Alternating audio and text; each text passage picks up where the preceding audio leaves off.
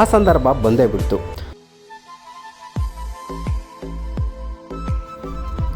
ತಮಿಳುನಾಡು ರಾಜ್ಯದ ದಿಂಡಿಗಲ್ ಜಿಲ್ಲೆಯಲ್ಲಿರುವಂತಹ ಕೊಡೈಕ್ಯಾನಲ್ ಗಿರಿಧಾಮಕ್ಕೆ ಕೊಡೈಕ್ಯಾನಲ್ ಅನ್ನೋ ಹೆಸರು ಏನಕ್ಕೆ ಬಂತಂದರೆ, ಕೊಡೈಕ್ಯಾನಲ್ ಅಂದರೆ ತಮಿಳಿನಲ್ಲಿ ಕಾಡಿನ ಕೊಡುಗೆ ಎಂದರ್ಥ.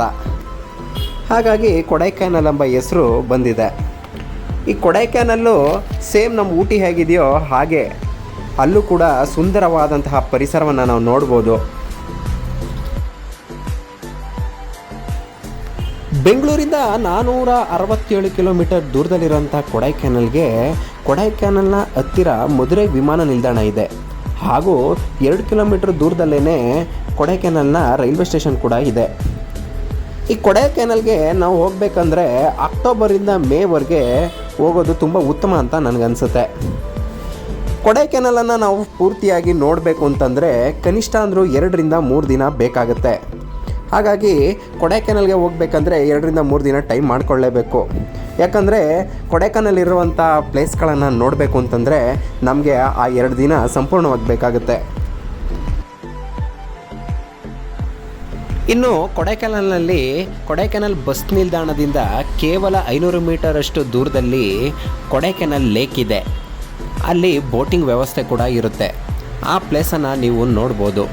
ಇನ್ನು ಅದಾದ ನಂತರ ಡಾಲ್ಫಿನ್ ನೋಸ್ 8 ಕಿಲೋಮೀಟರ್ ದೂರ ಆಗುತ್ತೆ.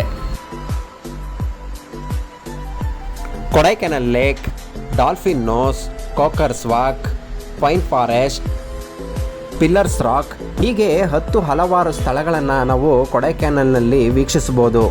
ಇದೆಲ್ಲವೂ ಸುಲಿಯ ವಾತಾವರಣ. ಈ ರಸ್ತೆಯುದ್ದಕ್ಕೂ ಮಳೆಯಲ್ಲಿ ಒಂದು ಅದ್ಭುತವಾದಂಥ ಅನುಭವವನ್ನು ನೀಡುತ್ತೆ. ಒಮ್ಮೆ ಇಳಿಜಾರು, ಒಮ್ಮೆ ತಗ್ಗು ಪ್ರದೇಶ, ಆವಾಗವಾಗ ಬರುವಂತಹ ಮಳೆ, ಸುತ್ತಲೂ ಬೆಟ್ಟಗಳ ಸಾಲು, ಎತ್ತ ನೋಡಿದರೂ ಬೆಟ್ಟ ಮತ್ತು ಗುಡ್ಡ.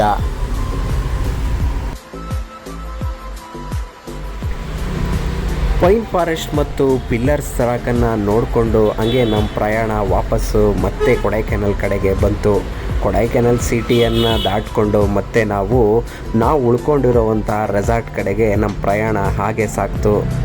ಮತ್ತು ಅಲ್ಲಲ್ಲಿ ತುಂತುರು ಮಳೆ, ಇದರ ನಡುವೆಯೇ ನಮ್ಮ ಸುಂದರವಾದಂತಹ ಪ್ರಕೃತಿಯನ್ನು ವೀಕ್ಷಿಸ್ಕೊಂಡು ಪ್ರಯಾಣ ಮುಂದೆ ಸಾಕ್ತು. ಅಂತೂ ಇಂತೂ ನಾವು ಉಳ್ಕೊಂಡಿದ್ದಂಥ ರೆಸಾರ್ಟ್ಗೆ ನಾವು ಬಂದೇ ಬಿಟ್ವಿ.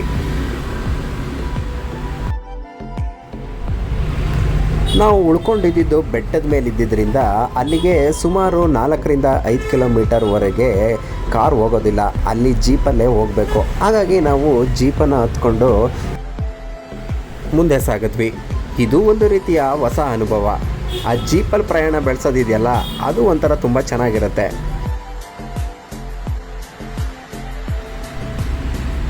ಅಂತೂ ಬಂದು ನಾವು ರೆಸಾರ್ಟನ್ನು ಸೇರಿಕೊಂಡ್ವಿ. ಬೆಳಿಗ್ಗೆಯಿಂದ ಚೆನ್ನಾಗಿ ಎಲ್ಲ ಕಡೆ ಸುತ್ತಾಡಿದ್ರಿಂದ ಸ್ವಲ್ಪ ಹೊಟ್ಟೆ ಹಸ್ತಿತ್ತು. ಹಾಗೆ ಬಂದ ತಕ್ಷಣ ಸ್ನ್ಯಾಕ್ಸನ್ನು ತಿನ್ಕೊಂಡು ಮತ್ತೆ ಅಲ್ಲಿರುವಂತಹ ವ್ಯೂ ಪಾಯಿಂಟಿನ ದೃಶ್ಯವನ್ನು ಸೆರೆ ಹಿಡಿಯೋದಕ್ಕೆ ನಮ್ಮ ಕಣ್ಣುಗಳು ಕಾತರದಿಂದ ಕಾಯ್ತಾಯಿತ್ತು.